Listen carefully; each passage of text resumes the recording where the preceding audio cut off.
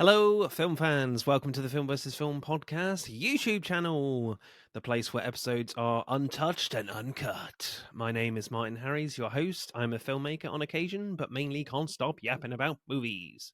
On this podcast, every episode, we pick a topic from a film that's coming out at the cinema or on streaming.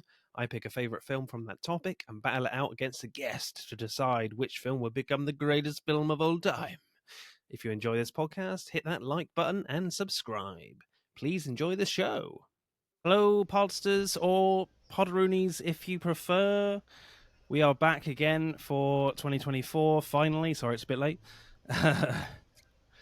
And as Cowboy Bebop is being re-released in cinemas, we are going to have a look at anime films. And of course, I am joined by a regular guest, and basically part of the furniture now is Christina and Mac from the World of Horror podcast. How are you guys? It's great to see you again.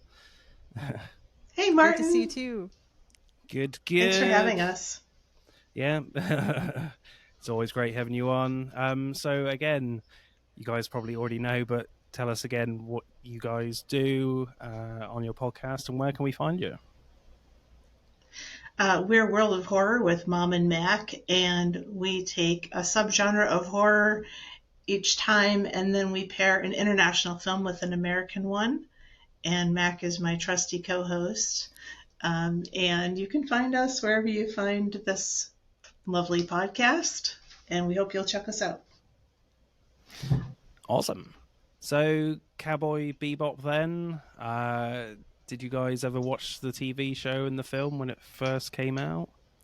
I did not. It's like one of the few anime that I have never seen, which I feel like is a blasphemous thing. I feel like it's one of, no offense, but I feel like it's one of those anime that's like, if you don't watch anime, you have seen Cowboy Bebop. I mean, people who do watch anime have also watched it, but do you know what I mean? Yeah. It's like kind of like an entry level. Well, but it's good. I don't mean that in a bad way. I've not seen it myself, but I know Netflix recently tried to do a live-action version with John Cho, and I think it just fell flat on its arse. I think no one watched it. Yeah, I didn't hear good things about it, but I also feel like it's very... I don't always see the point in doing that. Like, I know that they must have worked really hard on it, but I'm like, why? What's the point? It looks amazing as it is, to be honest. I'm like getting into anime a lot more now, like when Star Wars has now dipped their toe into it, that kind of style. Lots of studios like have created their own little stories for the Star Wars Visions stories, so I really enjoyed those. And like one of the first ones, it's not maybe traditional anime, but like the black and white one, the first story of that show is so gorgeous. I was just like, I need to get into anime more. And there's been a recent show, Blue Eye Samurai. I absolutely loved that show. I don't know if you guys have watched that, but it's so good. You watched that, Matt? I haven't watched it yet, but I saw it. The style kind of reminded me a little bit of Arcane, or at least for what the poster I saw, and I did really like Arcane. But yeah, I've heard a lot of people talk about it. Yeah, it's awesome. It's very bloody and violent, but it's got like, if you've seen some samurai films in that kind of Japanese era, feudal Japan era, it's got some great stuff there in that show. So I'm dipping my toe into the anime world a bit more. And I must say I really loved both of these films we're going to talk about today. So, guys, what was your choice for anime films? Well, we chose Kiki's Delivery Service, which I don't remember the age I was when I first saw it, but I definitely was a child. It had like a huge impact on me. It maybe Spirited Away was the first Studio Ghibli movie I saw, but then this was like the second one I saw. I don't know. I got into anime at a very young age, and I feel like this movie had a lot to do with that because it's just so beautiful. And now watching it as an adult, it hit me a million times harder. Like I did not grasp all of the concepts. I don't think you can grasp all of the concepts before No. you enter maturity, and I think I cried almost throughout the entire time. And I might Oh tear up wow. a little bit talking about it cuz it's just Okay. like very emotional. It is, yeah. I didn't. I mean, I'm a crier myself, but I didn't cry at this. But I did. I felt the emotions here, and as you say, like Miyazaki does like his weird shit sometimes, and there's definitely some Yeah. weird stuff in here. I'm like, huh? But it's still like a huh, as in cool. um, it's interesting you pick this one though, because when people talk Miyazaki, they don't necessarily go to this film. It's So true. yeah, Yeah, I hear a lot of Spirited Away, My Neighbor yeah, Totoro, or Howl's Moving Castle, and I have seen all of those as well, um, and I liked them. But this one just had like a, I don't know, special impact on me. And I know it's tonally yeah, like completely different from Akira, but I guess they're both kind of coming of age films in their own way. yeah, yeah, yeah. Very much so. Technically. So have you seen this one before, Mac? Christina, sorry. Yeah, I've seen it a couple of times before. I think I've probably watched it with Mac once or twice. And I like Miyazaki a lot as well. Um, but I think I might be more of a Satoshi Kon fan in terms of Right. anime. We did Perfect Blue on the podcast, and I probably would have gone with Paprika over Okay. Kiki's Delivery Service, but I do like this one a lot too. I think it's just gorgeous to look at. Yeah, and obviously Miyazaki has recently come out of retirement with The Boy and the Heron as well. I want to see it. Um, yeah, it looks again like wonderfully weird and beautiful. So I do want to see that. So guys, what happens in Kiki's Delivery Service? Well, Kiki's Delivery Service follows young Kiki, who is a witch, and in this world, witches, I, it's not ever like the lore is never super fleshed out, but they are known, but not very Mm, common. But when a witch reaches the age of 13, she must go out on her own into the wide world, and it's sort of a metaphor for leaving home. And yeah. I think a lot of people can relate when they go off to college, maybe moving to a new town, and she has to be there for a year. And again, it's not super like defined, but she just has to train to be a witch. And I love this because she starts off with like so excited. She's so pumped. She's so ready to go, but nothing really goes exactly the way she wants. And it's not all like super negative or anything, but when she wants to go to an oceanside town and she finds a perfect one, but it's super busy, and she just ends up in this busy street and is like, hi, I'm Kiki and I'm 13 and I would love to stay here, and all these people on the street are just like, okay, and just walk away. And Why has she she got a then, broom? yeah, there, and she's like interrupting traffic, and the cops are like, hey, you can't do that, like you can't just fly in the middle of traffic. And um but she finds this really nice lady who works at a bakery who lets her stay there, and she's like, well, I don't know what my talent is, but I'm good at flying. So she starts her own little delivery service, but along the way, using her talent as a job kind of kills her soul and makes her lose her Mm, magic.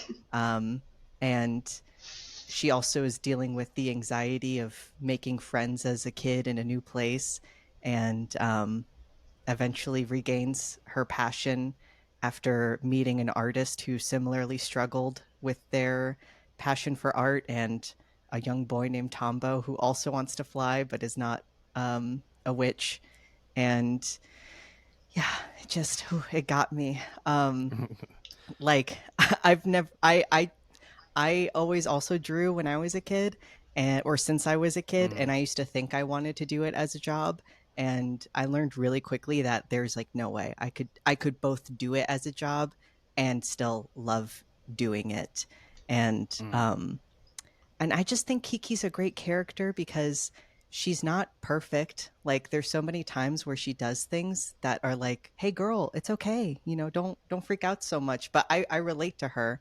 There's like um there's like a moment where, this boy Tombo really wants to be her friend and she just keeps leaving him because she's so anxious about it and doesn't Mm, feel confident in herself. And you, the viewer, might be like, "Hey girl, it's okay. Like Tombo clearly yeah, likes you." But she's so overcome with so many feelings that she pushes people away. And I feel like that's like incredibly relatable. absolutely. And I feel like what's great about this is that kind of the witch stuff, the lack of the witch fantasy stuff doesn't get in the way at all. It's very restrained in that way, which I really liked. Like the confidence in that from Miyazaki. Mm-hmm. Um, Christina, initial reactions to this one? One thing I thought that was kind of interesting about this is she ends up like in a kind of French town. And I did a little bit of like panicky research right before we got Right. on, and apparently, like earlier on in Miyazaki's career, he was really intrigued with like the architecture of Europe, and he moved away from that as he got deeper into his career. But this was 90, I think 1990, and a movie like Ponyo, which came out in like 2009, is totally a Japanese landscape, Mm, and a lot more into the like Shinto mythology and that kind of thing. But yeah, that's kind of struck me that like she ends up in some kind of you know French town, and the bakery and all that seems very yeah. French. So I thought that was an interesting thing. Yeah, I guess Yeah. if you were Miyazaki or any like Japanese person, it's not super similar, or the architecture is very different. I feel like, not that I'm Japanese, obviously, but like from what I have seen a lot of like the way Japanese streets are made, it is very different. So it would feel, if you were in Kiki's place, maybe you as the viewer would be like, yeah, this is, I don't know how I would navigate this either. Yeah. Initial reactions for me, I guess like Mac picked this, and I was like, "Oh no, really? Am I gonna like this? I'm not sure. This is not really my scene." But how wrong was I? Like, this has got to be one of the sweetest, most charming films I've ever seen. It's so like gorgeous in that way, and just like yeah, like all the characters are so nice to each other. It's kind of incredible. You just don't really see things like that anymore, even in animation. So that was quite a surprise, just how wholesome and warm this film is. Yeah, and as I said, like I just really admire the restraint of like not going into like more of like a Harry Potter mode and really focusing on all the witch stuff, but they just focus on the life stuff of being a teenage girl, which I found like really great. Yeah. Um, so directing then, like I like the opening flying scenes with Kiki on her broom flying to the new city. Like at first, I was like, "Is this good?" I'm not sure. When she hits the tree, and then another tree, and her family is like, "I hope she's okay." Yeah. And then they hear that she's all right, but we see her again. We don't see her again in that shot, as if she's out of sight behind that tree. Then when we see her again flying, I was just so impressed how good the animation is with like her clothes and hair flapping away, and it doesn't look silly at all. Then when it starts like raining, it looked amazing, and when the lightning strikes Yeah. and you see like the flashes of the train that she hides in, it looked gorgeous. Big fan of that. Really like that. Yeah, and I feel like Ghibli films, and then obviously this one in particular, the how they have shots and just like still moments with characters, there's so much life in them. Like there's Yeah. so many little touches that they add that really just like I- in the middle I paused because I had to fill up like my cat's water bowl, and I like had this Right. moment in my head where I felt like I was still in the movie because a scene like that would be in the movie. Like they just show simple things like that of a character filling up a pan and putting it down, but even those are like you can't look away, like, and it's just captivating. And then Mm. like you said, like the wide scenes of just her flying, like you see the beauty in everything, which I feel like makes it all the sadder later when you learn that she can't remember why she would enjoy doing that, when it's so clear to Yeah. you watching of like, oh, this is gorgeous, and then it's so heartbreaking that she later is like, I don't even know why I like this. It's like, oh She's god. doing it because she has to, and she's the only one that can save Tombo at the end. Yeah, Um, I am not a fan of heights at all. me neither. No. And I could tell that the animation is so good in this film. Is when like Kiki goes on her first delivery and she flies really high and checks her map to work out where to go. And then when she dives back down to a more suitable flying height, I really felt like a slight sinking feeling go down my throat when she did that. It was not cool for me. But that's when you know the animation is great and super effective. Then what struck me is when Kiki is like blown away by a gust of wind, there is no animation effects to show the gust of wind at all. And yet Hmm. to me, it still kind of feels quite effective in that scene. So I guess Miyazaki was thinking that wind effects just wouldn't look very good or would just be too much. Because I feel like you get a lot of that in other animes, but not here. Yeah, I feel like it's all in just the movement and how fast she's flown back. And like you said, the flapping of the hair and the clothes that just Yeah. does all of that work without having to. I don't know. I feel like sometimes there's even restraint in the animation in a way. They do just Yeah. what they have to. Mm. Well, I was wondering what you guys thought about the cat. There are a couple of scenes where the cat is sweating because Yeah. Yeah. he's so So nervous, funny. and it's just like this like water effect that's like Yeah. I feel like Soaking the coming carpet down. under him. I feel like that is one effect that animation in anime as well that it kind of struggles with a little bit is water. Hmm. I feel like more modern films can do that better, but it didn't particularly bother me again because the film is so charming and lovely. Like I could give that a bit of a pass, to be honest.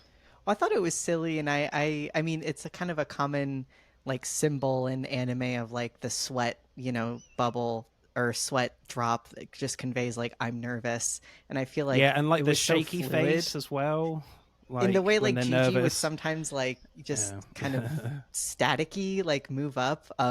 Even that little cat conveyed so much emotion without even changing his expression a lot, which was Yeah. great. Um, and like, and I don't know, as you were saying before, the rain, like even when they will just show her like wringing out her dress and stuff, it's like you don't even have to Mm. always show the rain. You can just show how the character is dealing with the rain that conveys that she Yeah. is drenched. Yeah, you're not lost on like what Miyazaki is trying to do with the character, even though the animation might seem a tad limited. You're not lost on what they're trying to do. Hmm. Um, I liked the bicycle sequence where Tombo has this like bike that has like a propeller on the front and Kiki is Yeah. riding on the back. I feel like if this was done any other way, it just wouldn't look quite right. But because this film is so charming, it just works. I loved how Miyazaki is sort of treating this sequence and most of the film, frankly, like he's directing a live action film. Like the scene feels very slick and sharp with shots that you expect from a live action chase. As the film is animation, the temptation would to do anything because that's what you can do in animation. You can do anything you kind of want. So I loved how the film is directed as if it is a live action movie in a way. And Yeah. that sequence kind of shows that. That's a great point. Like, and I feel like that scene is so dynamic with her moving down to make the curves tighter. And then when Yeah. that car overtakes the Mm. other one, it's so scary. And I feel like then it makes the scenes where they're flying up kind of in a way a little bit more magical because I don't know, like you said, it still does feel a little bit grounded that it then is like, this shouldn't be happening. You can't just fly up in the Yeah. air. and you see in the characters how incredible that is in their faces, um and in their reactions after, and even when they're like falling, and when Kiki's falling when she's trying to fly later, like how fast she hits the ground. It I don't know, it conveys such a like woomph, like I Yeah. don't know, like it's such a defeat, I guess, for how fast she just falls Mm, versus how floaty she is when she's able to actually fly. yeah. Christina, favorite shot or scene for you? Um, I kind of like when the crows, they kind of look like magpies, but the crows are attacking her, and it's like really harrowing, and the scream is like Mm, really, she's really afraid.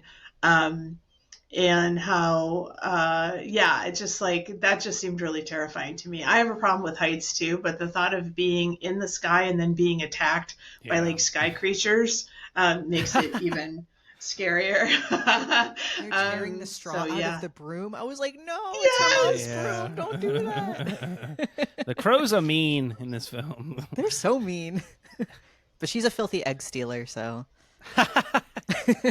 Yeah. Mac, favorite shot or scene for you? um, let's see. Gosh, I guess it's not as like extravagant as a scene, but I feel like in contrast to how beautiful some of the other ones are, the scene where after she leaves Tombo at the beach and just lies face down on her bed, I just feel like it's so Yeah. sad and so depressing, and she I don't know, she's in this dark gray room, as compared to the beautiful world that's outside her. Like she's shutting Mm, herself away, and she's like, I think there's something wrong with me. And God, I've just been there so many times in my life, and I right. feel like that's such like that's so relatable, and I am so glad that something like that would be depicted, I guess. And I feel like it hits you so hard because it's so dark as compared to everything else. Um, and then I Yeah, it feels guess, so. Yeah, it feels so real, And Miyazaki is always. I feel like Miyazaki is always trying to concentrate on what would a teenage girl do, rather than what would a teenage witch. What would a teenage witch would do?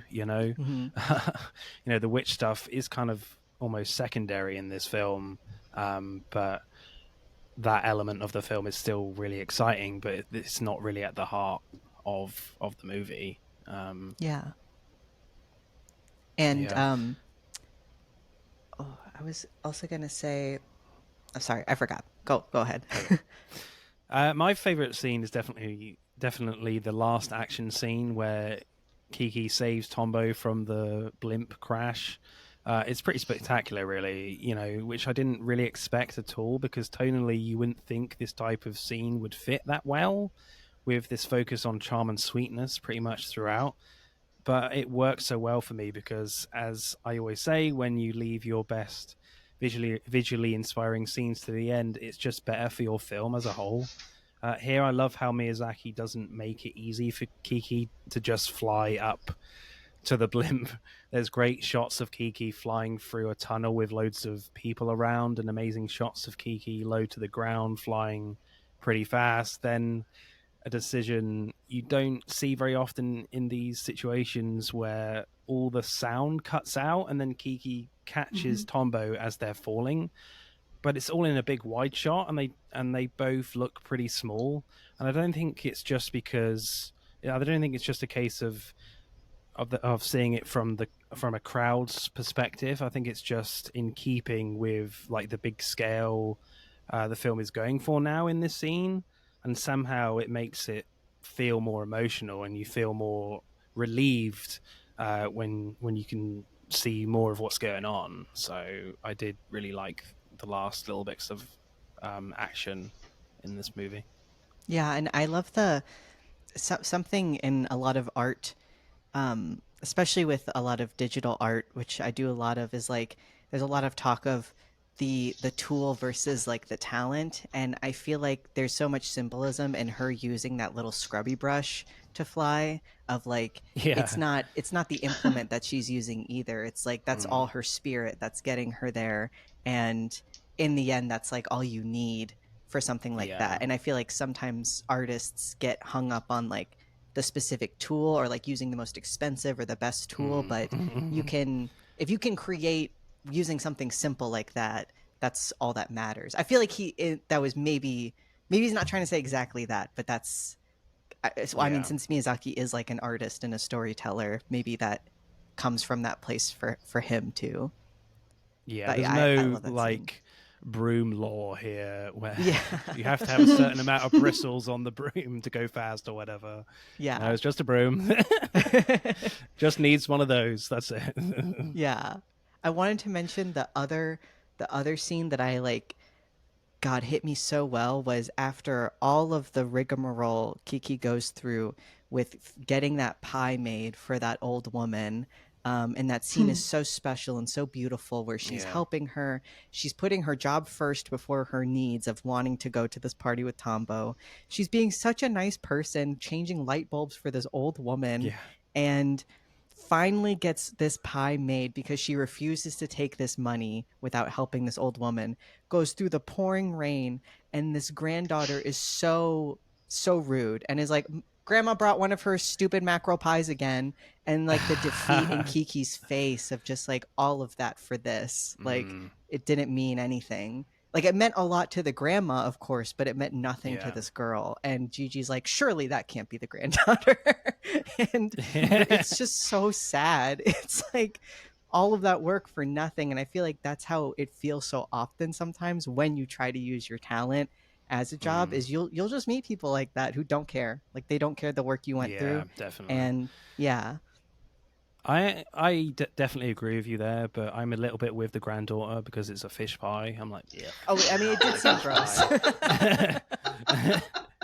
chicken pie or something, then yes, totally. But fish pie, come on, no way. Not a She just fan. slams. Oh, and even like the little detail of like when she opens the door, she at first looks excited and then sees it's Kiki and like her face falls. And so you, the viewer, Yeah. are also like, oh, wait, what? You know, it's Yeah. so defeating. Definitely. Directing score, guys. No, sorry, it's my turn first, isn't it? Directing score for me for Kiki's Delivery Service. I think I'll go pretty high, to be honest. I think I just really respect the restrain from Miyazaki here, and in just focusing on charm and really just sticking with the physics that he's laid out and not really going too crazy with like the magic stuff. So yeah, I'll go like an 8.6 for me. How about I you think guys? I think I'll go 9. Christina, I'm you okay agree with with that? 9. Yeah? Yeah. Cool. Right, screenplay then. I find how the writing establishes the tone here fascinating because this is a young girl finding her feet in a new city with new people, as you said, Mac. And with these like types of children's stories, they have a particular sweet charm to them, which this film has in spades. Of a girl just experiencing a new way of life in a big city, but she's a witch, a witch in training. So, what I find fascinating is that Miyazaki isn't tempted to create that charm by animating Kiki to learn how to use more magic, like having a sequence where like Kiki is learning how to float bread all over the place in the bakery or something, making life easier. No, Miyazaki is confident enough to just try to just have the flying and Kiki literally just experiencing life to create the charm in this film. As I said, like this is an animated film. You could easily create some more wild and spectacular driven scenes, spectacle driven scenes. So I really admire the restraint here. Yeah, I agree. And um I feel like it's I totally get what he's going for, because when she's talking to Tombo about how she learned to fly and how she doesn't even remember the first time that she ever flew because she's just done it since she was young. I again can relate to that in terms of art because I it felt like something I just always did, but Yeah. as then Ursula says later, the artist that she talks to in the woods, it's like you do just get times or moments where you're like, why did I ever like doing this? I don't even remember what I like doing it for. And that's so depressing when when Kiki, Mm. she says, well, this is the one thing I'm good at. And even when she starts doing it, she doesn't really know why she likes it. She just does it because she does it and she's good at it. And I feel like Mm. maybe many people can relate to that in terms of hobbies or talents. And people tell you, well, this is something you're good at. You should. I mean, I was told my whole life, like, well, you should do this for your job. And it's like, it's just so easier said than done. And you coming into adulthood and maturity is learning why you actually like doing that thing. And there is a magic that you kind of lose because it does seem so simple when you're younger sometimes. And then when you get older, and you get this comparison with as Kiki's unable to fly, now the dirigible can fly, and Tombo's getting to fly in the dirigible. So now other people, it seems so easy for them, and they're succeeding where you're failing, and you're just like, what's wrong with me? This was the thing I'm good Yeah. at. And I just feel like all of that journey is conveyed in such a real and heartbreaking way. Um, and like you said, like with a lot of restraint, like you don't need crazy scenes, though I think the ending scene is a great crazy scene, but throughout that, you just need to show, or I guess also what I mean is that for everybody else, flying seems like this amazing thing. And for Kiki, it's like, well, I've always done this. This isn't that special to me. And Yeah. she has to learn why it's special as she gets older. And I feel like that's a very interesting and poignant idea that I don't feel like has been explored that often, I No. guess. And I kind of just like how simple this film is and how Miyazaki uses painting and witch flying to basically be the same thing. I know that might be a bit of an oversimplification, but that's I think you're right. essentially what this film is. And Yeah. yeah, I just love the weirdness there from Miyazaki. Like where Kiki is going about her job and she's dealing with certain issues on the delivery runs and boys, so it all becomes too stressful for her, and so she can't like fly anymore, as you said, Mac. And some of the people she sends packages to aren't very appreciative at all to Kiki. uh, like with that kid and the stuffed black cat.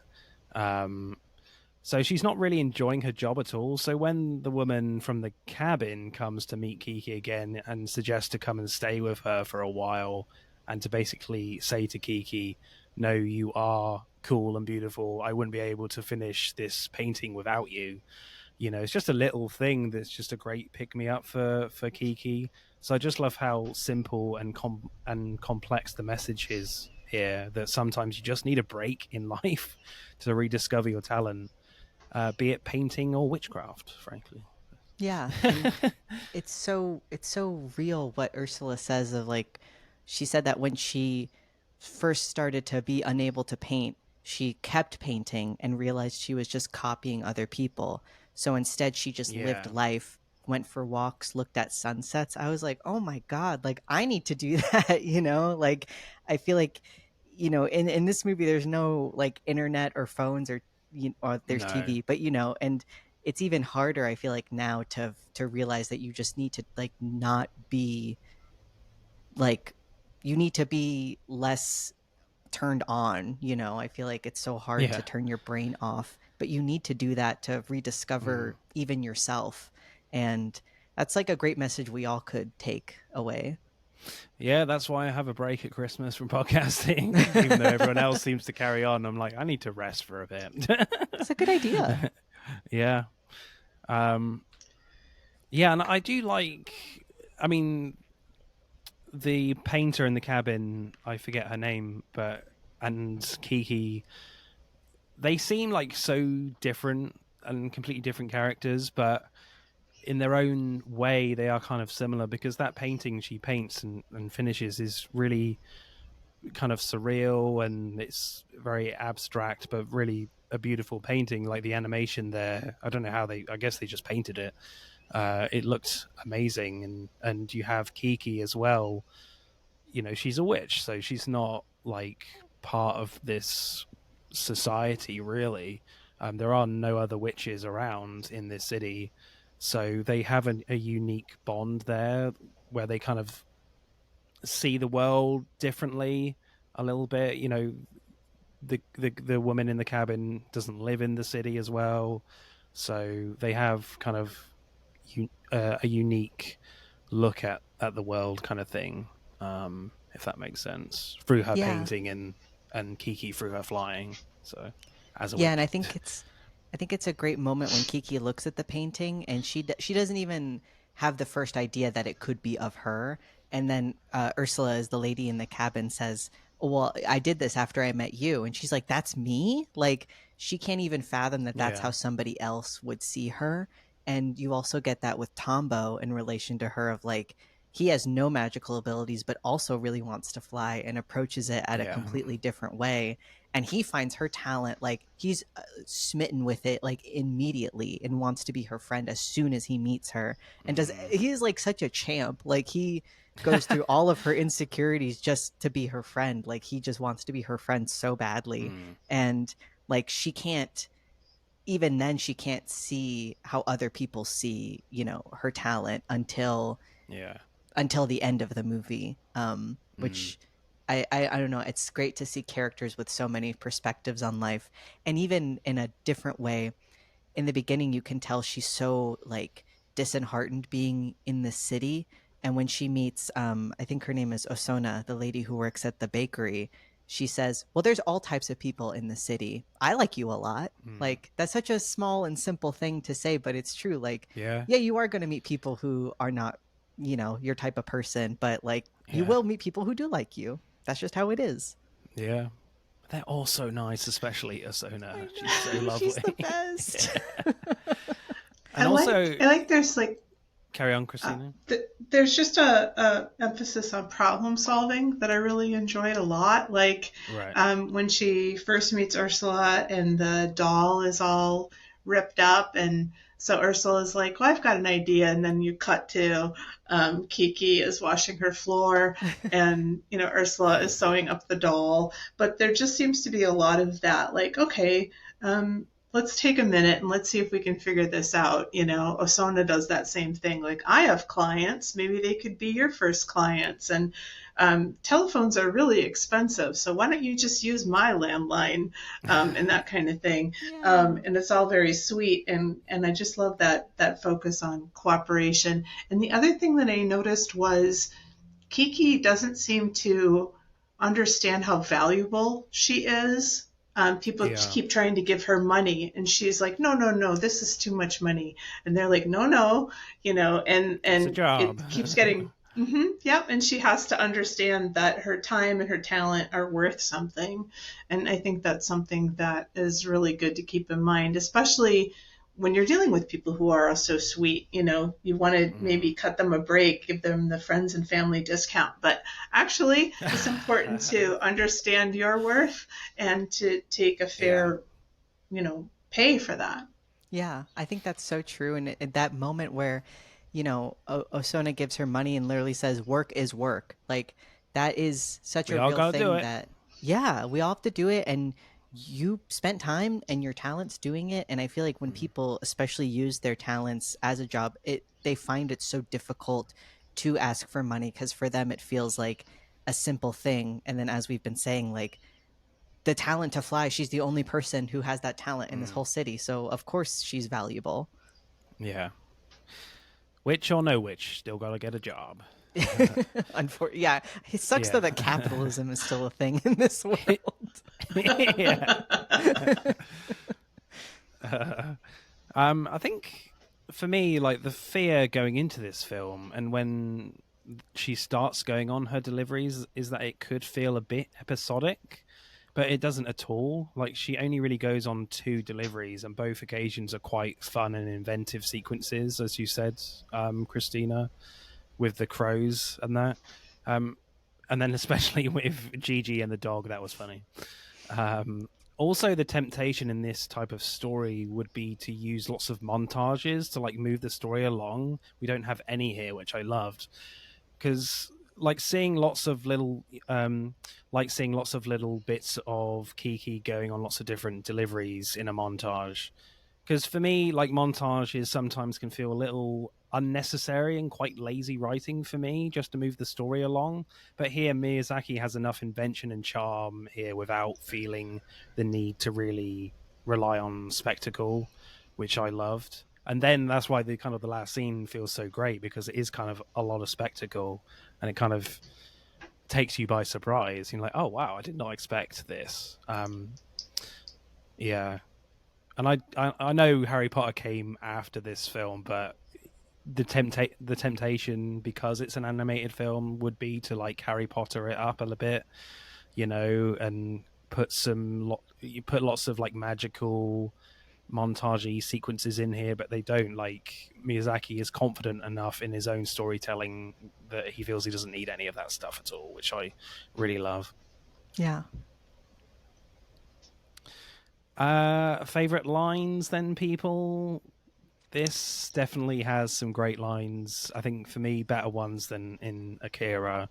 I will admit as well that I watched this. I watched the English dubbed version, because that was the only one available to me. Same with Akira as well. But there's some good ones, like, geez, what a snob. And did you see that cat from Gigi? Love Gigi. Yeah. I have one. It was from the scene where she's feeling really depressed. This one just got me. There's something wrong with me. The moment I make friends, I suddenly can't bear to be with them anymore. The cheerful me went off somewhere. Oh, oh God. It's devastating. It's so devastating. I felt so seen in that moment, because it's so frustrating when you are like, why am I like this, and there's obviously a reason. She's homesick and she's anxious, but it doesn't make it any less frustrating. Yeah. I think I hear cows. I think I can smell cows. In the train car. That was great. There was another one with the cows with, we're sorry, we didn't mean to sleep on your breakfast. That was great. If you wake up tomorrow and find a white cat, it's me. Yes. When she goes into a new apartment and it's all dusty. That was funny. One of my favorite ones from Gigi. They're mainly Gigi ones, frankly, but when they're flying like really high, looking at the map, and she's like, he's like, don't look down, but there's an airplane flying under us. It's quite a simple one, but I just found that was quite funny. Gigi, if nobody comes in, I'll have to eat pancakes forever and be fat. I don't know whether that's the actual translation, but that's not what it was in the English dub. It's so funny because I was able to find the Japanese audio, but I know they must have used just the English subtitles for the English dub, because there were moments like that where I was like, that is not what she said. Like, I'm not fluent, but I know enough to know, like, that's not. And I remember that scene in particular. Right. What she said was just, I'll have to eat it like every day, basically, is what she said. And I was like, she's not saying fat. Yeah, I mean, I did not trust the Netflix subtitles at all. Netflix are notorious for terrible subtitles, so I was like, I'm not doing that.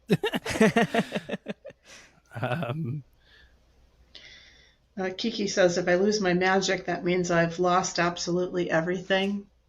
That's how it feels. So rough. Yeah. I mean, I love it that she's 13. I think that's sort of a really fragile age, and if you have like hung your identity on some talent or something, like that, that's what it feels like. And so I thought that was pretty poignant. I love when she's talking to Ursula and Ursula's like, yeah, so I would like to draw you. And she goes, why would you want to draw me? I'm not even beautiful, or something like that. Yeah, I was like, don't be silly. You're drawn beautifully. Right? And I feel like that's such a real idea too, of when you're a kid, you just have these like tenets in your head of like, well, people get painted because they're beautiful, and if you don't see that yourself that way, you're just like, why would you do that then? And how there's so many scenes where the adults just like have to laugh at her because they're like, you don't know anything, you know? Yeah. Yeah.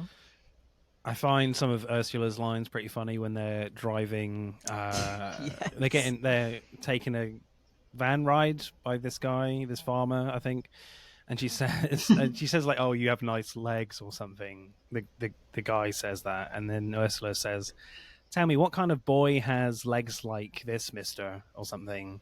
That was funny. Fun uh, fact, I again listened to the Japanese one, and when I heard Ursula's voice, I was like, well, she sounds familiar. I looked it up. Ursula and Kiki have the same Japanese voice actress, which I thought was interesting. oh, really?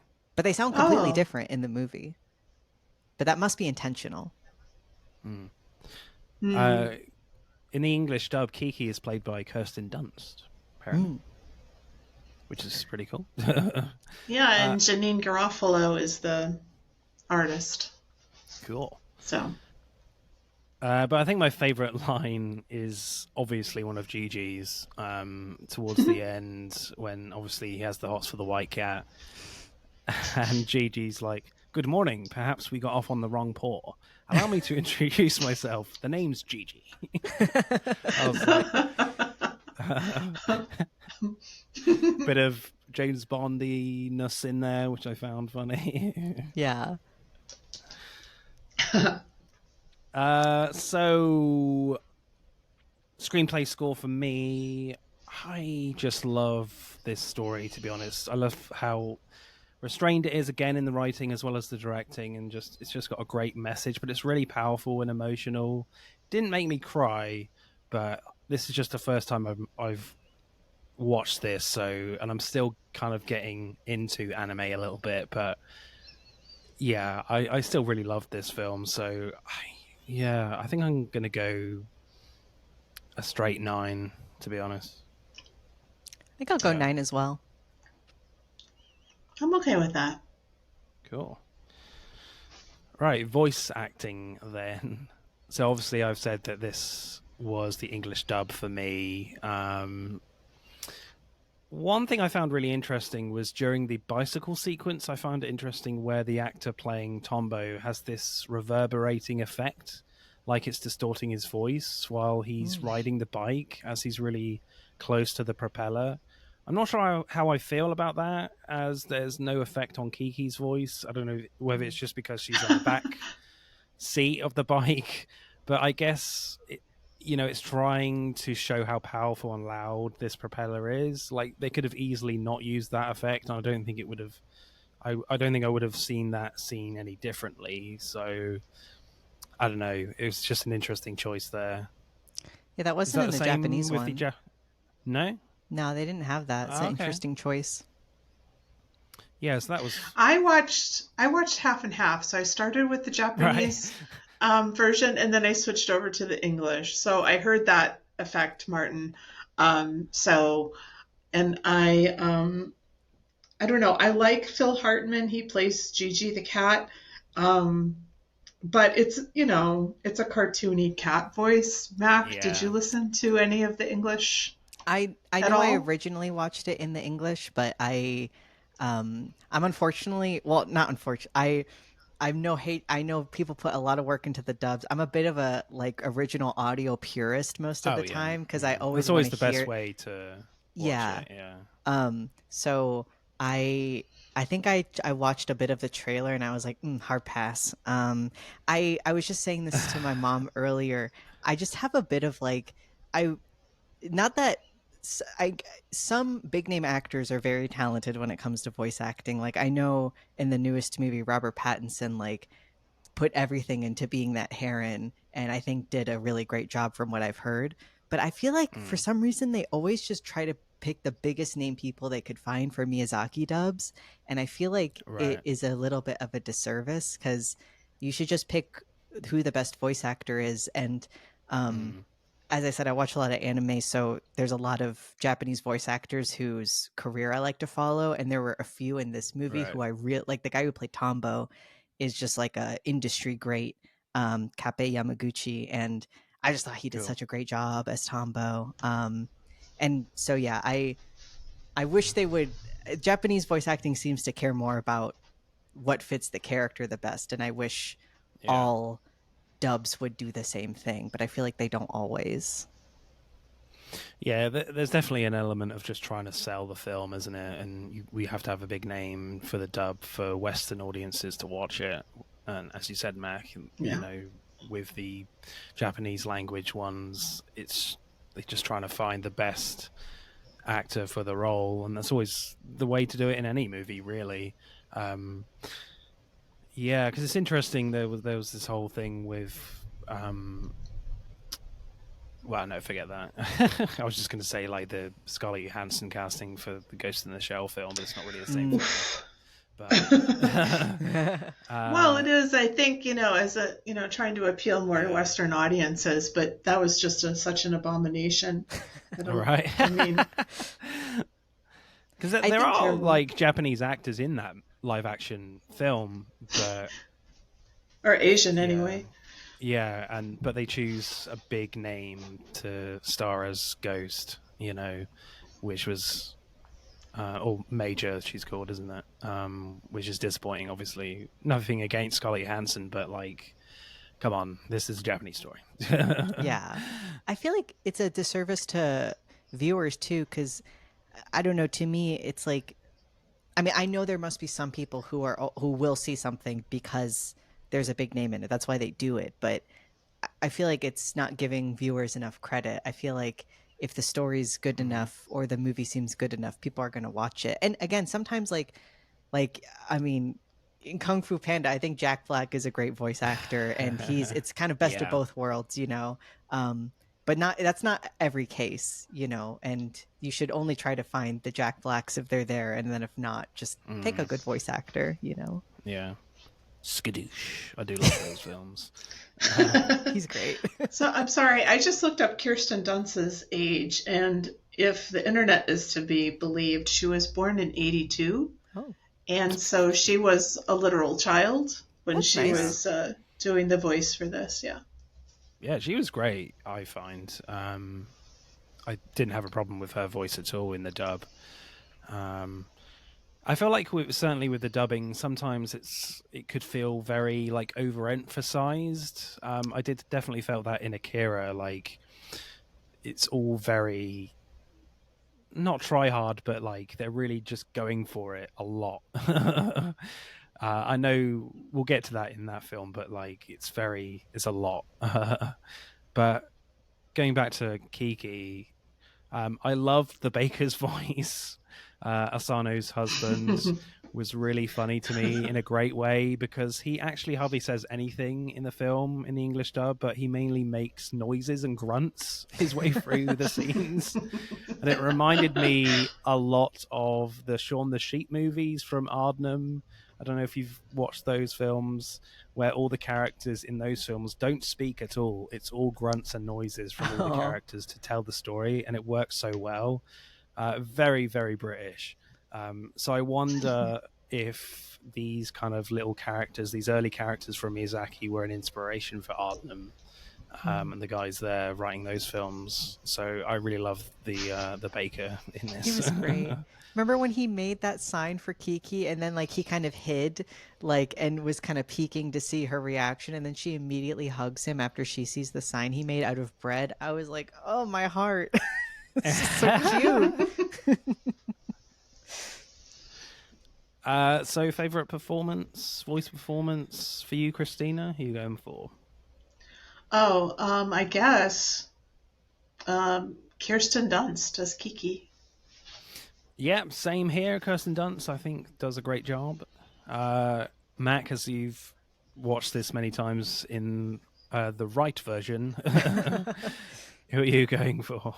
Let's see. I mean, I think the actress who plays Kiki, unfortunately, I can't remember her name right now, does great. But I guess I'll have to say Kape Yamaguchi, who does Tombo, because Right. I don't know, that guy's really good, and I feel like you could make that character kind of annoying because he has a lot of moments, but somehow he wasn't annoying in the Japanese. So I think he was kind of annoying in the English. Yeah, it's that's the You know? fine line. It's A little dubs bit, don't yeah. always reach that sweet spot that like they try to emulate it and you just can't in the same way, I think. Yeah. So voice acting score for me, I feel like it's a little bit unfair judging the English dub and not the Japanese one, but hey, that's the only one that was available That's to me. fair. But I feel like they do a better job here than they do in Akira, personally. I think it kind of suits the tone a little bit more in this film, Kiki's Delivery Service. So I'll go like an 8.2 for me. How about you guys? I guess I'll say 8.5 because I didn't feel like there was anything that special. Right. But it was like fine. Yeah. 8.5? Yeah, that sounds good. Cool. Right, let's add up the scores then for Kiki's Delivery Service. Kiki's Delivery Service gets a very respectable... Kiki's... This is a difficult title to say. Kiki's Delivery Service gets 52.3, which is pretty good. Yay! For the first film reviewed for 2024. That's it for part 1. Thank you for listening. I hope you enjoyed it. Check out part 2 to see who wins. But don't stop there. Get involved and tell us about what your favourite films are relating to the episodes. Hit that like button and comment below. If you do, I'll give you a shout out on the next episode. Plus, check out our social media links too for extra content on Instagram and TikTok at Film vs. Film Podcast, for X at FVF_podcast. Please remember, subscribe. Pod signing off.